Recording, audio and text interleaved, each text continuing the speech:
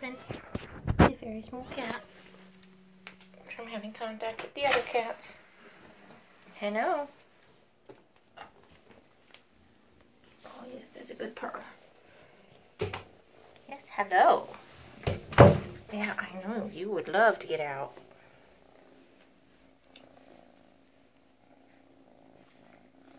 Yeah. Happy, happy Calcifer. Uh-huh. Oh, so happy. So happy. Uh-huh. Yes. You love pets almost more than you love food. But you still love food.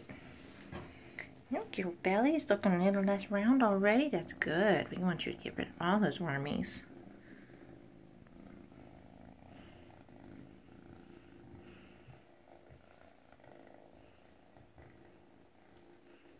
I love the little paw steppy thing he does, where he's making biscuits and he's just so excited. He's gonna do the little biscuit paws on any surface.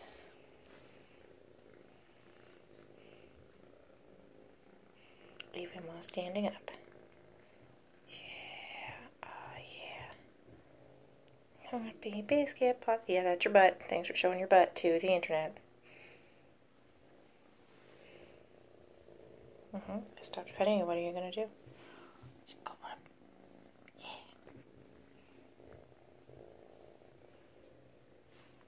No, I cannot pet you. There we go. Alright. This is this little kitty paradise. Got a litter box over there. Still needs to be scooped this morning. Got some water. Got a bowl for food. When he gets wet food, he just gets on a little paper plate. And then I can pick that up and take it home with me. Oh, there's your little lick. Good job, buddy. Oh,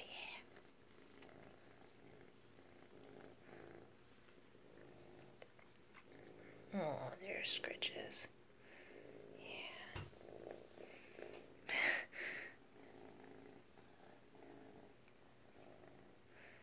Is it?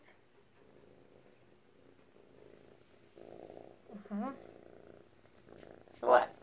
Hey. Yeah. It's got a couple toys. It's got the carrier we borrowed from the vet. And he mostly, like, he loves to be on and around me, but he doesn't quite settle. The closest we got was last night when he laid down next to me and did some, like, right here type, and then yes, hello, and then did some little kneads on my leg right here, but he doesn't really like lay down and sleep. He's just too excited to have people. He loves people. I don't know if he loves other cats or not because he can't be around my kitties. And he is tested positive for FELV, the feline leukemia virus, right now. But the hard part is it could be a false positive, and so he can't be around other kitties who do have FELV for sure, because we don't want him to get it if he doesn't actually have it. We also don't want him to transmit it if he does really have it. We don't want him to transmit it to any kitties that don't have it. So he is not going to have any kitty companionship for probably another 3 months, because you have to do your testing long enough separate that it will be, oh, she just loves pets, doesn't he? You have to do your testing far enough apart to make sure that you're getting accurate testing, because otherwise it's just one snapshot in time, and you could just be testing the same thing twice, and then it's actually different. So we're not sure. Right now he does have a little bit of a kitty cold, so if he makes weird noises, he may or may not. He seems pretty intermittent. It's just a really little bit. He just makes some little grumbly noises. They actually remind me mostly of when a cat's about to throw up a hairball, that kind of like weird sort of noise. He sneezed once or twice, but it's a pretty mild case of an upper respiratory infection that he's getting treated for.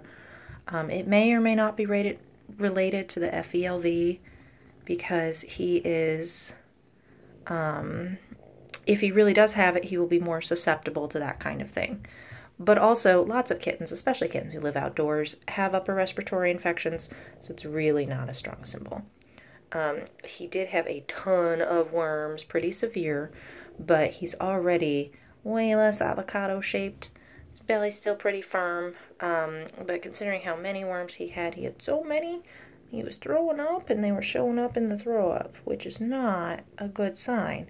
But he got his dewormer on Thursday. And he's already doing a lot better.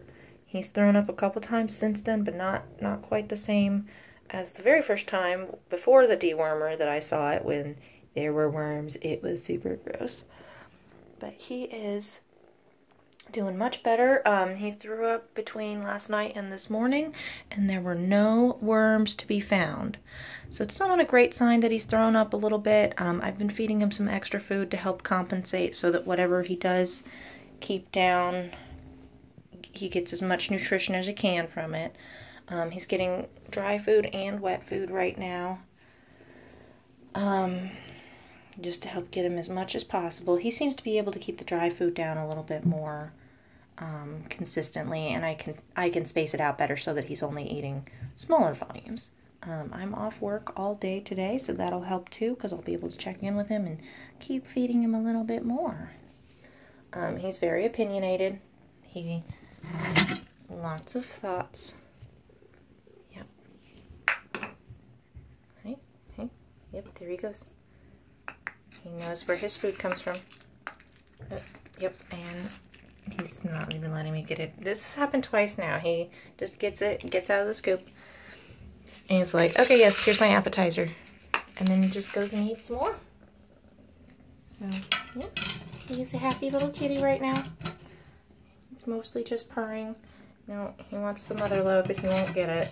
I think he mostly just wants my hand. He's actually almost more pet motivated than food motivated right now, but like I said, almost. He's got water.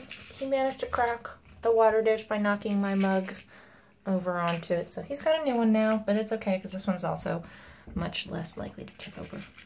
The speckles are just part of the finish. They're not actually dirt, so don't judge me on that. Alright, I'm gonna let him have his snacky snack, second breakfast, and I'm gonna stop this video. Thanks for checking in on Calcifer.